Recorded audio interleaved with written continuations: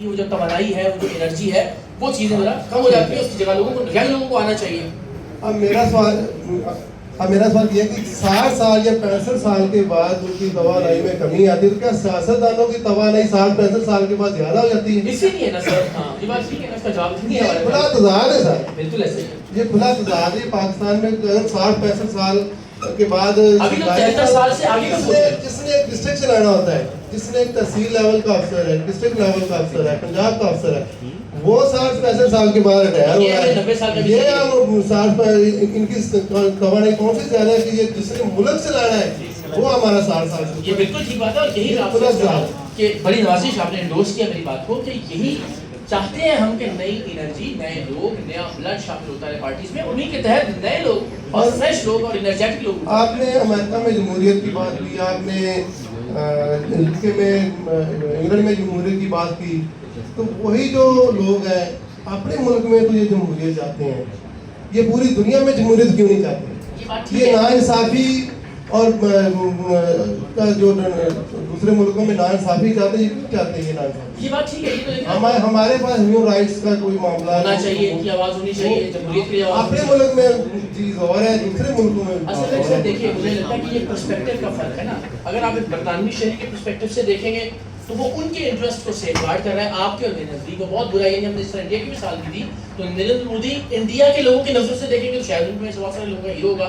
آپ کے میرے لیے ویلن ہے۔ اسی طرح امریکہ کی یا برطانیہ کی مثال لیں تو جو ان کا نقطہ نظر ہے اس کے مطابق وہ شاید ٹھیک ہے، اور ہمارے نزدیک وہ ویلن ہے۔ لیکن یہ بات ٹھیک ہے کہ اگر وہ چاہیں تو پاکستان میں وہ تو انفارچونیٹلی ہمارے ڈکٹیٹر جو بھی سپورٹ کرتے رہے، تو یہ آئی ایگری اس کی بات کی، لیکن ہم بات کریں کہ ان کے لوگوں کی حد تک، ان کی معیار زندگی کی حد تک، ان کی لائف سٹائل کی حد تک وہ ٹھیک ملک چل رہے ہیں، وہاں جمہوریت بھی ٹھیک طریقے سے چل رہی ہے، انٹرپٹیڈ چل رہی ہے، اور الٹیمیٹلی یہ سوال آپ کا سوال میرا بھی سوال ہے اس طرح سے جیسے آپ پھر سے میں کہتا ہوں میری دعا آپ کے ساتھ ہے، آپ نے بہت اچھا پروگرام شروع کیا ہے، اور چونکہ آپ اتنے سارے عہدوں پہ رہے ہیں تو آپ سے رہنمائی بھی لیتے رہیں گے انشاءاللہ۔ جی بیٹے اچھا ایک جی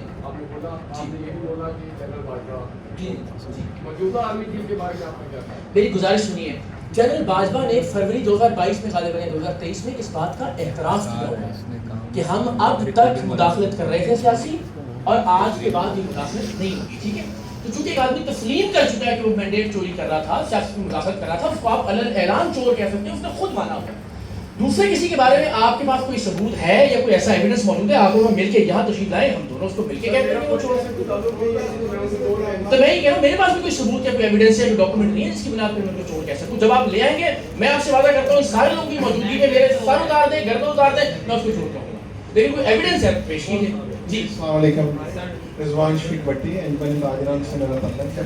میرا سوال ہے، آپ نے کہا کہ یہ جو بڑی جماعتیں ہیں ان میں جمہوریت نہیں ہے، ہماری انفارمیشن کے مطابق تو ہے، لیکن کسی میں ہمت نہیں ہوتی کہ وہ ان کے مقابلے میں پریزیڈنٹ یا چیئرمین کا الیکشن کرے، اور وہ ہو جاتے ہیں، ان پوسٹ کہہ لیں ان کو، وہ ہو جاتے ہیں۔ دوسری بات آپ نے کہا جی کہ یہ پارٹی کے کسی بھی بندے کو آگے نہیں آنا چاہیے، اس میں مسلم لیگ نون نے شاہد حقان عباسی صاحب کو وزیر اعظم، اس کے بعد جی وہ نااہل ہوا، اس کے بعد آپشن تھا شہباز شریف کو بھی بنا سکتا تھا۔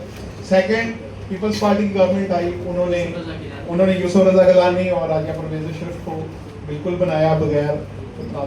آپ اس کو کس طرح دیکھتے ہیں؟ دیکھیں اس طرح تو پھر بیرسٹر گوہر بھی اس وقت چیئرمین ہے، جو تو پورا مقدمہ ہی میں اس سے گزارش کر رہا ہوں کہ یا جب جیل میں ہوتے ہیں، یا جب جلا وطن ہوتے ہیں، یا جب نااہل ہو جاتے ہیں، یا جب خود کوئی آپشن نہیں ہوتا، تو پھر ہم دوسروں کا ان کے پاس آپشن ہوتے ہیں۔ سر بدانی صاحب کے پاس کیا آپشن تھا؟ بلاول صاحب نے اس دن اس بار پہلی بار الیکشن لڑا تھا جب وہ تو نہیں وزیر اعظم بن سکتے تھے، اب وہ وزیر اعظم کے امیدوار ہیں۔ اب دیکھتے ہیں کہ ان کے ہوتے ہوئے پیپلز پارٹی کیسے بناتی ہے۔ اچھا شاہد حقان عباسی صاحب بھی جب نواز شریف صاحب نااہل ہوئے تو الٹیمیٹلی ان کو وزیر اعظم بنایا گیا۔ اس کا تو پھر یہ دیکھیں میری گزارش یہ ہے کہ جب موقع ہو ہمارے پاس، جب دیکھیں ہم سارے نوجوانوں کی پھر اگین بات نہیں آ جاتی ہے، خان صاحب نے بھی بات کی، یہی بات ہے کہ ہم نوجوانوں کو آگے لائیں گے، اور سارا جب اللہ نے اقتدار اور اختیار دیا پھر فردوس عاشق خوان آگے آ گئی، پھر شیخ رشید صاحب آگے آ گئے، پھر جناب پرویز خٹک صاحب اور محمود خان صاحب آگے آ گئے، پھر الٹیمیٹلی اب جب ان کو لگتا ہے کہ یار فائٹ ہو جائے کی ضرورت ہے تو وہ ایک نوجوان کو، تو میں یہ سمجھتا ہوں کہ جب آپ کے پاس مکمل ہے، یعنی آپ اس وقت فیل افریدی صاحب کے پاس ڈیلیور کرنے کا بیچاروں کے پاس کتنا کا مارجن ہے، وہ کہہ رہا ہوں کتنا کا مارجن ہے. اب وہ فائٹ میں ہے اس وقت، اسٹیبلشمنٹ کے ساتھ بھی لڑائی چل رہی ہے، خان صاحب کو نکلوانے کا پریشر بھی ہے. تو جب مکمل اختیار اور اقتدار ہوتا ہے تب ہم وہ سارے الیکٹیبلز لے آتے ہیں. اور جب کوئی لڑائی کی صورتحال ہوتی ہے یا جب کوئی کٹپتلی چاہیے ہوتا ہے، جب ہمارے پاس آپشن نہیں ہوتا تو پھر ہم ایک عام آدمی کو، شاید سرکار عباسی صاحب بھی عام آدمی نہیں ہے لیکن پھر ہم ایسے لوگوں کو اپنی جگہ دوسروں کو بنا دیتے ہیں.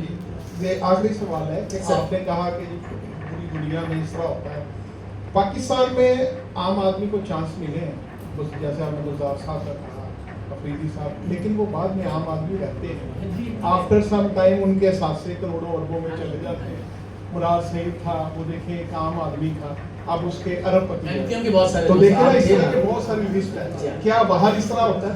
اگر ہم کمپیریزن کرتے ہیں کہ یہ عام آدمی کو پاکستان میں چانس نہیں ملتا، پاکستان کو عام آدمی میں کو چانس ملتا ہے لیکن انفارچونیٹلی ہم اس کو مس یوز کرتے ہیں، اپنے عام آدمی نہیں رہتے.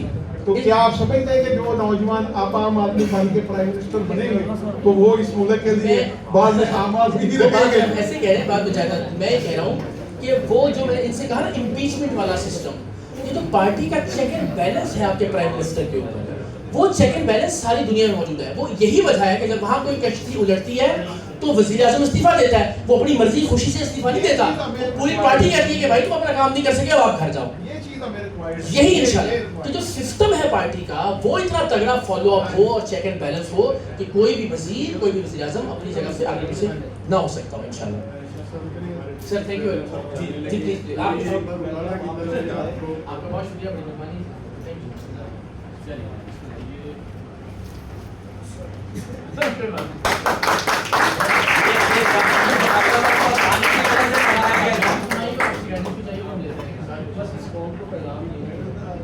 یہ میری تو صرف ڈسٹرکٹ بار ایسوسیشن کی طرف سے آپ سے گزارش یہی ہے کہ ہمیں ایک اچھی قوم کے طور پہ اس کا ثبوت دینا چاہیے. ہمیں ہجوم بن کر فیصلے نہیں کرنے چاہیے. ہمیں اپنے معاملات کو اپنے فیصلوں کے سڑکوں پہ نہیں لانا چاہیے. دنگا فساد نہیں کرنے چاہیے. اس ملک کو ضرورت ہے ایک اچھی قوم کی، ایک پڑھی لکھی عوام کی. ٹھیک ہے آپ یہاں پہ بالکل ان دوستوں کو آپ گائیڈ بھی کر رہے ہیں، بتا بھی رہے ہیں. اب وہ طبقہ جو پڑھا لکھا ہے وہ یہ چیز نہیں چاہ رہا، مگر اس میں آپ نے دیکھنا کہ ہمارے انلٹریٹ پرسن کتنے ہیں، ان کی پرسنٹیج کتنی، ان کو ہم نے کیسے موٹیویٹ کرنا ہے. سب سے پہلے یہ ہوتا ہے کہ ان لوگوں کو ڈی مورلائز کیا جاتا ہے یا ان کو ڈسٹیبل کر کے ان کے مائنڈ سیٹ چینج کر کے ان کو ریاست کے خلاف ہمیں نہیں کھڑا ہونا چاہیے. ریاست ہماری ماں کی طرح ہے، ہم نے ریاست کو آگے لے کے جانا ہے. جب ہم ریاست کے بارے میں سوچیں گے، ایک قوم بن کے سوچیں گے تو انشاءاللہ تعالیٰ پاکستان بھی ترقی کرے گا، سیاست بھی ترقی کرے گی، اور ہم میں سے ہی نوجوان جو ہے وہ آگے نکل کر وہ پاکستان میں مختلف اداروں میں اپنا کردار ادا کریں گے اور ایک اچھی سوسائٹی جو ہے وہ پوری دنیا میں پریویل کرتی ہے. تو ہمیں صرف میری طرف سے یہی پیغام ہے کہ ہمیں ایک قوم بننے کی ضرورت ہے. اس کے جناب کوئی ایک سوال اور پھر ہم کیا خیال ہے کچھ بات؟ جی سر میں آپ سے ایک سوال کرنا چاہتا ہوں. آپ کی باتیں سنی ہیں، الحمدللہ آپ کے ارادے بھی دیکھے ہیں، بڑے مضبوط ارادے ہیں، لیکن یہ ہمارے ملک کی جو ہسٹری ہے، میں ایک سوال طلب کرنا چاہتا ہوں، کتنی دیر آپ اس بات پہ قائم رہیں گے؟ دیکھیں میں بہت زیادہ دیر قائم رہنے والا بھی نہیں ہوں، اس لیے کہ الٹیمیٹلی میں نے یہ کہا کہ یہی چلائیں گے معاملات کو، یہی اپنے منتخب کریں گے. لیکن جب تک ہم اس گول کو اچیو نہیں کر لیں گے، میں نے آپ سے عرض کیا نا کہ جب یہ سارے کے سارے لوگ ایکسٹینشن دے رہے تھے جنرل باجوہ کو، میں نے اس ماحول میں جب جنرل باجوہ کے خلاف بات کرنے کا مطلب غداری اور ان کے حق میں بات کرنا عین حب الوطنی تھا، میں نے تب بھی ان کے خلاف ٹویٹ کی، ان کی ایکسٹینشن کے خلاف ٹویٹ کی.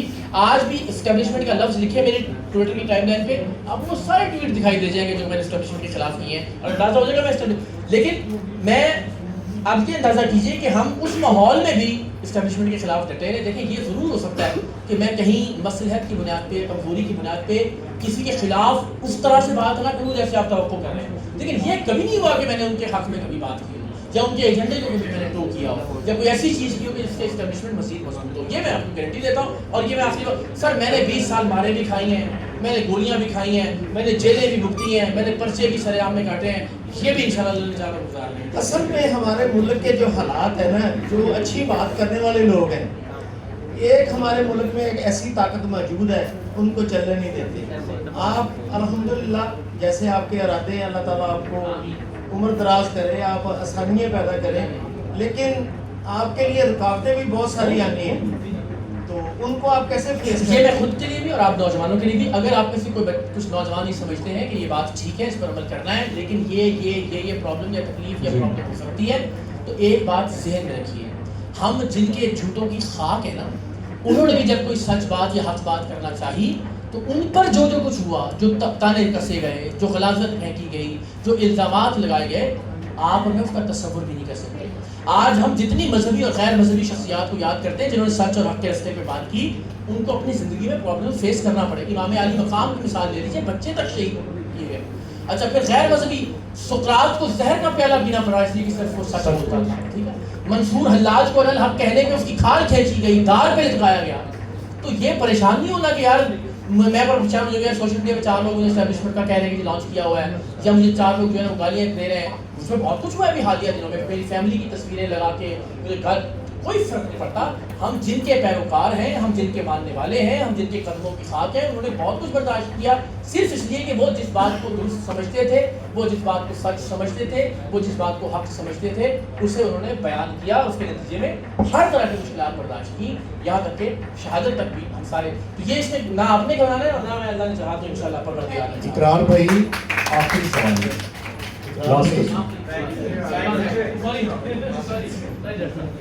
اقرار بھائی سب سے پہلے تو آپ کو بڑا خوش آمدید.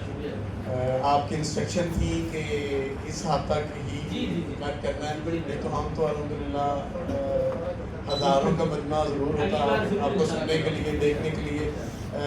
کئی آپ کی اسپیچ کے دوران کئی سوالات ذہن میں آئے, تو وہ ساتھ ہی آپ کلیئر بھی کرتے رہے. وہ میری طرح بھائی جان بھی کر رہے تھے, تو ان کا کئی چیزیں ان کی کلیئر ہوگی, تو پھر انہوں نے کوشچن کیے ہی نہیں آپ سے. میں دیکھ رہا تھا, میری فیلنگ سیم تھی ہمارے. تو ابھی میرا کوشچن آپ سے یہ ہے کہ جو آپ نے ادھر آج بتایا, تو یہ میں سمجھتا ہوں کہ اس میں امپلیمنٹ کی ضرورت ہے, اور نوجوانوں کو, ہماری خواتین کو, ہمارے نوجوان لڑکوں کو آگے آنا پڑے گا, تاکہ جو آپ نے کہا ہے, آپ نے قلم بلند کیا اور اس میں آپ نے کلیئر بھی کر دیا ہے, ہر طرح سے کلیئر کیا ہے کہ میرا ذاتی کوئی بھی مفاد نہیں ہے اور نہ ہی میں کو لینا چاہتا ہوں, لیکن اس ہجوم کو اکٹھا کرنے میں آپ ہمارے ساتھ تو کھڑے ہیں انشاءاللہ. جی جی بالکل بالکل. دیکھیے دوسری بات میں ضرور, اور یہ جو آپ نے آج ادھر آنے کا جو مقصد بیان کیا, اس میں یہ کہوں گا کہ آپ نے اس کا اسٹرکچر کیا بنایا ہے, وہ اسٹرکچر کیا ہوگا وہ تھوڑا سا واضح جج صاحب کے تالیاں ضرور بجائیے. آج جب میں اس طرح کی بات کرتا ہوں, سارے کہتے ہیں سر ہم آپ کے ساتھ ہیں. پہلی بات سمجھ میں آئیے کسی آدمی کو کہ وہ یہ کہہ رہا ہے کہ آپ ہمارے ساتھ ہوں گے. یعنی میں یہ نہیں کہہ رہا کہ آپ میرا ساتھ دیجیے, میں کہہ رہا ہوں کہ آپ اپنا ساتھ دیجیے, اور اس میں آپ کے ساتھ ہوں. یہ مت کہیے کہ میں, وہ تو لیڈروں کو ہم کہتے ہیں کہ سر سے تھوڑے نہ چلو سر, نہیں نا, یہ نہیں کرنا, یہ نہ یہ میں سننا چاہتا ہوں. آپ اپنے ساتھ دیجیے. میں جو میری اوقات ہے, جو حیثیت ہے, جو بساط ہے, دامے درمے سخن قدمے, اپنا پیٹرول پھونک کے پورے پاکستان میں انشاءاللہ آپ کے ساتھ ہوں. اللہ نے چاہا جب تک آپ کو ضرورت محسوس ہوگی. ایک بات یہ سمجھنے کی کوشش کیجیے کہ اگر آپ میں سے کوئی شخص یہ کام کرنا شروع کرے تو شاید اس میں 20-30 برس لگیں گے, مشکل ہوگی یہ. اچھا اللہ نے اگر مجھے یہ تھوڑی سی حیثیت دی ہے کہ 4 لوگ میری بات زیادہ سن لیتے ہیں, ٹی وی ہے, سوشل میڈیا ہے, انٹرویوز دے سکتا ہوں, تو شاید یہ کام ہم 30 سال کی بجائے 30 مہینے میں کر لیں گے انشاءاللہ, اللہ نے چاہا تو. یہ میں اپنا یہ جو تھوڑا سا ریکگنیشن ہے, اس کو استعمال کرنے کے لیے یہ میں حاضر ہوں. جس طرح سے اسٹرکچر یہ ہے کہ میں نے اسٹرکچر کوئی نہیں دینا. اسٹرکچر یہ ہے کہ میں نے نہ منشور دینا ہے آپ کو. اسٹرکچر یہ ہے نہ میں نے آپ کو کوئی نام دینا. یعنی اگر میں یہ کہوں کہ آپ اس نام سے پارٹی بنائیں اور یہ اس کا منشور ہونا چاہیے, تو پھر تو یہ فیصلہ میں نے آپ کے بننے سے پہلے آپ پہ مسلط کر دیا. تو انشاءاللہ جب آپ لوگ اکٹھے ہو جائیں گے, ووٹنگ کے ذریعے اپنے لیڈرز منتخب کرنا شروع کر دیں گے, تب انشاءاللہ اس کا منشور بھی, تب انشاءاللہ اس کا نام بھی. اسٹرکچر موٹی سی بات ہے. یعنی میرا یہ خیال ہے کہ پہلے ہم کوئی میرٹ بیس سسٹم بنا لیں گلیوں محلوں کے اندر. یعنی 100 نمبر ہوں, اس 100 میں ایک نوجوان کی اپیرنس, اس کا بولنے کا انداز, اس کی تعلیم, اس کا سوشل ورک جو اس نے اپنے گلی محلے میں کیا ہے, اور کوئی ایک آپ نے جو ایک نصاب رکھا ہے تھوڑا سا لوگوں کو ٹرین کرنے کے لیے, وہ اس نے کتنا اٹینڈ کیا ہے. 100 میں سے اگر کسی کے 60 نمبر ہیں, وہ پہلا الیکشن لڑنے کا عہد ہو گیا.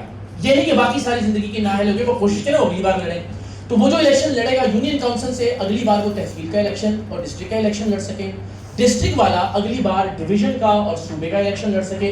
اور ڈویژنل اور صوباؤں کے جو پریزیڈنٹس ہیں, یعنی صوبے میں اگر 4 پریزیڈنٹ آ گئے پاکستان میں, کشمیر اور باقی 5-6 پریزیڈنٹس, ان میں سے کوئی ایک پاکستان میں اس پارٹی کا چیئرمین بننے کا الیکشن لڑ سکتا ہو, جو انہی میں سے کوئی ایک ہوگا انشاءاللہ. تو یہ بڑی سادہ سی بات ہے, اس میں کوئی راکٹ سائنس نہیں ہے, کوئی مطلب آخری سوال ہے, آخری Ghulam Qadir ji, general secretary city press club اگاڑا. بات اسی لیے کرنا چاہتا تھا کہ آپ کو ویلکم کہنا تھا, لیکن میرے محترم صدر صاحب نے کہہ دیا ہے, شہباز جٹ صاحب صدر ہیں ہمارے, انہوں نے دعوت بھیجی تھی اور اس پہ لکھا ہوا تھا یوتھ کنونشن. تو میرے خیال میں اس حال میں سب سے مہمہ شخص ہوں, اور پتہ نہیں مجھے یہاں آنا چاہیے تھا کہ نہیں. اچھا, یہ سمجھ رہے کہ 1977 میں جب بھٹو صاحب نے الیکشن کروایا تھا تو ایک کلاس میں ایسی تھی کہ امتحان نہیں ہوئے تھے, سب پاس ہو گئے تھے. میں اس وقت 5ویں کلاس میں تھا. تو ابھی بطور بزرگ میں اب دیکھ رہا ہوں میرے سامنے جو ہے نوجوان بیٹھے ہیں, آپ کو میں نوجوان کہہ دوں, 3 شادیوں کے بغیر کہہ دوں,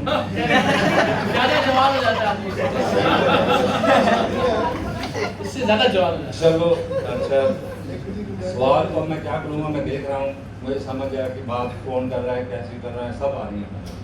اب آپ ہیں مڈل مین, یہ ہے میرے نوجوان, میں آپ کو چیک کر رہا ہوں کہ آپ ان کو گمراہ کر رہے ہیں یا لیڈ کر رہے ہیں. ٹھیک ہو گیا.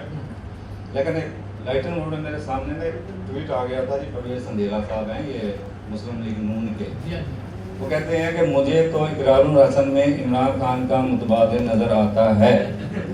اچھا, پوچھنا یہ ہے, یہ ٹویٹ آپ کے حق میں ہے یا خلاف ہے؟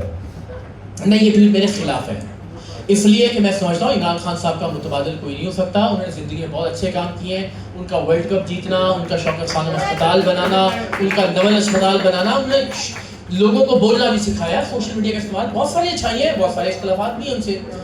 تو میں نہیں سمجھتا کہ یہ میرے حق میں ہے, اور نہ ہی متبادل لانے کی بات کر رہے ہیں. میں تو یہ کہہ رہا ہوں کہ انہوں نے جو کام کرنا تھا میرے خیال میں وہ انہوں نے کر دیا. اب کیوں نہ نوجوان نسل آگے آئے, کیوں نہ یہ نوجوان آگے آئیں اور یہ لیڈ کریں. تو میں نہیں سمجھتا کہ میرے حق میں ہے. میں تو کبھی نہ خود کو ان کا مقابل اور متبادل سمجھتا ہوں, نہ میں ہوں اور نہ میں ہونا چاہتا ہوں. تھینک یو سو مچ. جی اپنی